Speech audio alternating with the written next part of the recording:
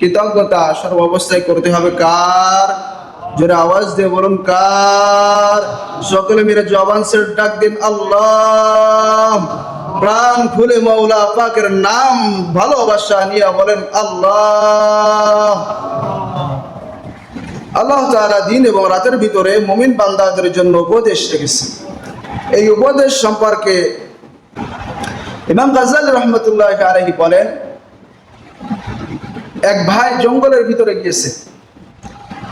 জঙ্গলের ভিতর দিয়ে হাঁটতেছে, হাঁটতে হাঁটতে হাঁটতে কিছু দূর ভিতরে চলে গেছে। পিছন দিকে লক্ষ্য করে দেখতেছে একটি বাঘ তাকে তাড়া করেছে, তার পিছু নিয়েছে। ভাইটি বাঘকে দেখে ভয়ে ভীত হয়ে লোকটি দৌড় দিয়েছে। বাঘেও পিছন থেকে তাকে তাড়া করতেছে। বাঘে পিছন থেকে তাড়া করে আর সে দৌড়ায়, বাঘে দাবড়ায়, সে দৌড়ায়। দৌড়াইতে দৌড়াইতে দৌড়াইতে দেয়া দেখে একটি কুয়া, একটি গর্ত। ওই গর্তের ভিতরে পড়ে গেছে। গর্ত দেখে তার ভিতরে লাফ দিয়েছে। চোখ কান বুঝে, পিছনে বাঘের ভয়, আবার সামনে গেলে তো বাঘে ধরে ফেলবে। একটা কুয়া দেখছি, গর্ত আছে, গর্তের ভিতরে আমি লাফ দিই, তাহলে যদি বাঁচতে পারে। গর্তের ভিতরে লাফ দিয়ে গর্তের মাঝ বরাবর যে দেখতেছে একটি লতা পাতা, বড় লতা জড়া হয়েছে, ওই লতা পাতা ধরে রাখছে। রশির মতো পেছানো ওই সেই রশিটা ধরে রাখছে।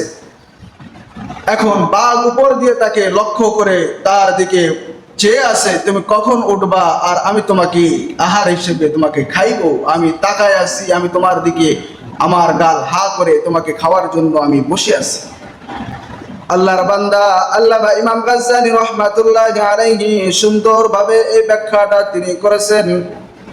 ইমাম গাজ্জালী রাহমাতুল্লাহি আলাইহি বলেন, বান্দা যখন গর্তের ভিতরে পড়ে রশি ধরে ঝুলে আছে, উপরে তাকিয়ে বাঘ তার জন্য গাল হা করে আছে।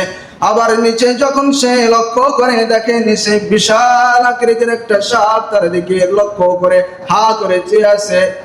তুমি উপরে উঠলে তোমাকে বাঘে ধরবে, আবার তুমি যখন নিচে পড়বে তোমার সাপে তোমাকে ঘিরে ফেলবে। হিংস্র বাঘ, আবার বিষাক্ত সাপ তোমার দিকে তাক করে আছে।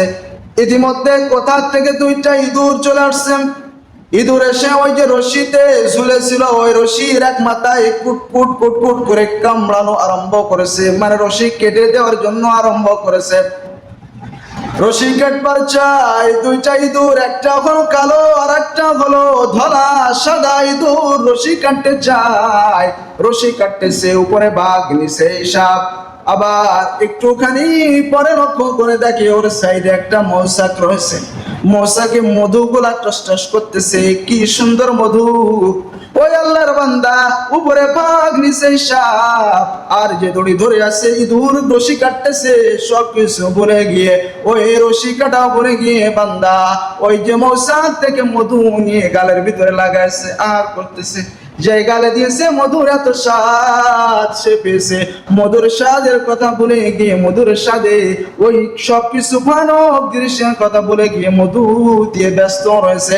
ইমাম গাজ্জালী রাহমাতুল্লাহি আলাইহি তার কিতাবের ভিতরে ঘটনার ব্যাখ্যায় বলেছেন যে ওই যে বাঘটা তাকে তাড়া করে নিয়ে আসতেছে, ও দুনিয়ার মানুষেরা, ওই বাঘটা হলো আর কেউ নয়, ওই বাঘটা হলো মৃত্যু তাড়া করে নিয়ে আসতেছে।